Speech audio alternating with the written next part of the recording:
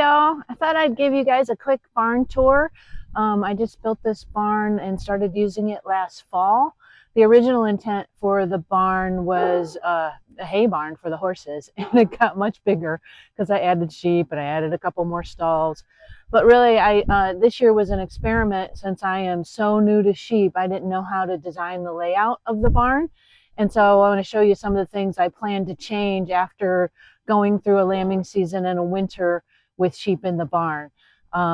The barn is important here because I have such a high predator load. I do bring them in every night. Once Osage, my livestock guardian dog, is 2 years old, I can probably leave him out all night, but I do bring them in every night. Last year it was my first time with sheep and I used a lean-to, but was always worried about the coyotes getting in. I did protect it as much as I could with hot wire and netting and all of that, but the barn makes me feel much safer for the sheep. So I'll give you a tour and show you some of the things I did that made it, was a temporary layout so that I could change it as I learned. So I'll walk you through some of those changes.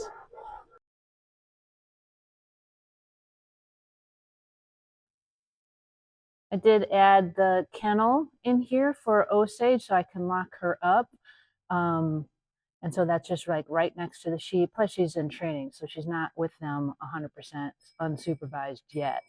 On her door, I used to have some 2x4s that she could jump over and the sheep could not get in, but she was just fixed. So she's not supposed to be jumping much. So she's on a health rest thing right now. So with all this temporary fencing, I've just used these piano hinges as a gate to go in there and then just clipping it to the dog kennel. And it works just fine. It's an inexpensive approach, but it's really difficult when you're carrying buckets or some hay. So I am planning to replace that with a new door. The other day, Osage ran through it and got stuck. So she was yelping, so it hurt her.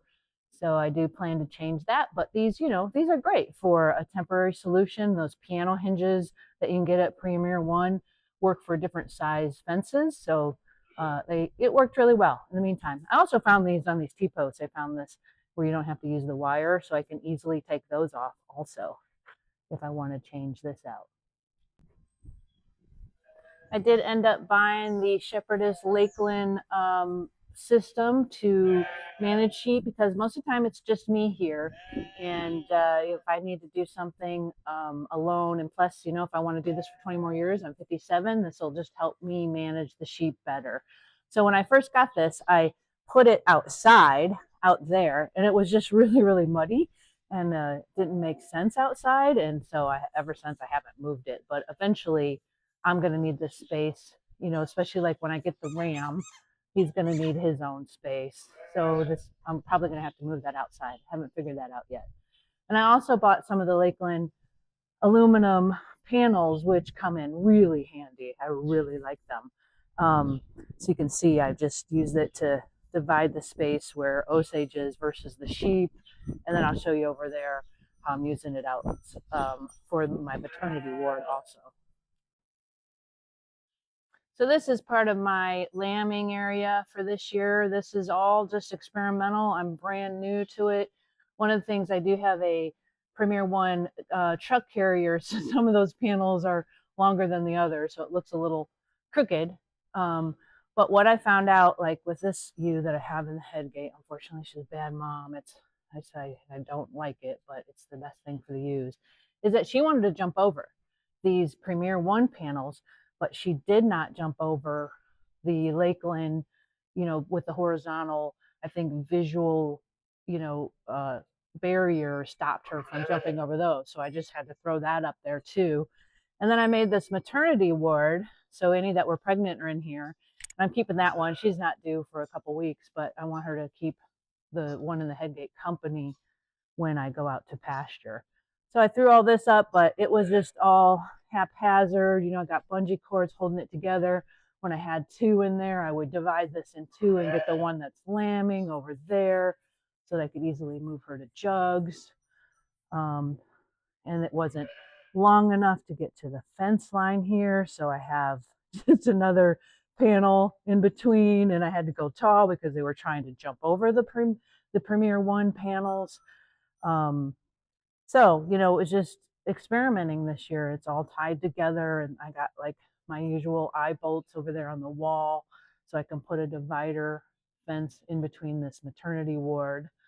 Um, so I think the Premier ones, you know, there's the jugs hanging up there, work well for once they've lambed and you want them to bond. You know, someday, who knows, maybe I'll learn how to lamb on pasture, but I had a whole bunch of newbies, and the one that's in the head gate, she lambed out in the barnyard, and I think that was part of the problem. Like she just ran away, and I think if she had been in here, we would have had a better chance of success. Um, so I'll show you. I ordered some more Lakeland panels to make this system a little better with better gates because I'm, you know, crawling over all of this, you know, to get food and stuff in here, which makes it a little bit difficult. So I'll show you the new system once I get it put up.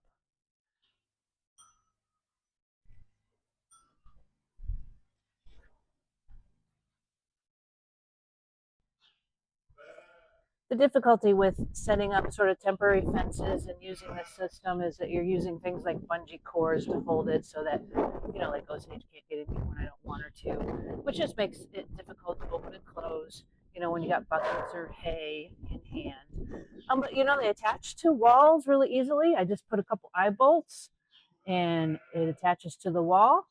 I got eye bolts everywhere for like my jugs and like over there so they can't get through the system and that wall.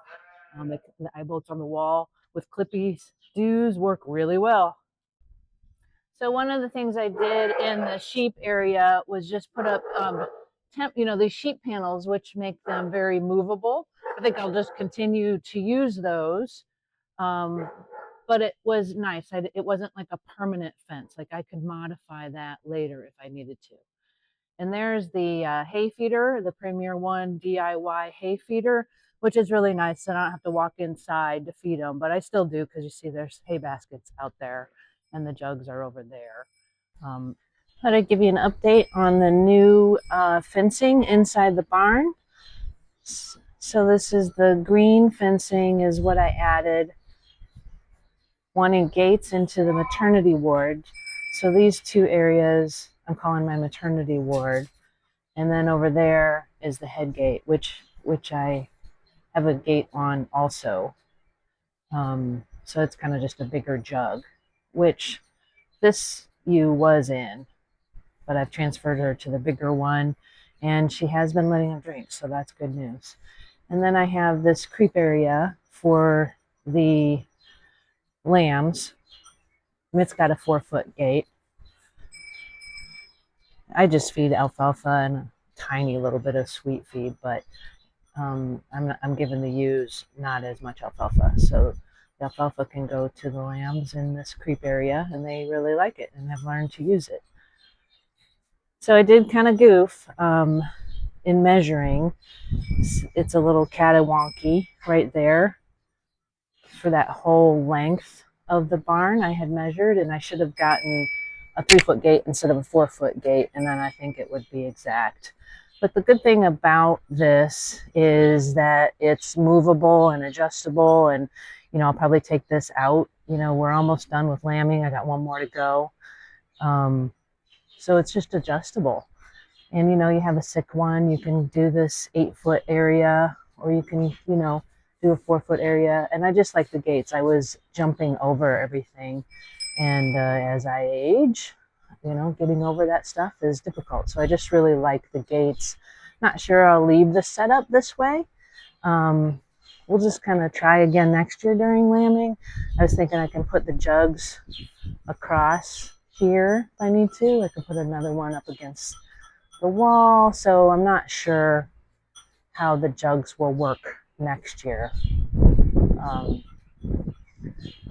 Being that's my maternity ward, you know, I think I could take the creep area out at first and have jugs across this whole area. So barn design is a little bit more difficult than you would think. But there's your update on some new gates and panels in my barn, how I'm using it, and how I like the adjustability so that you can play with it and figure out what works best over the long run.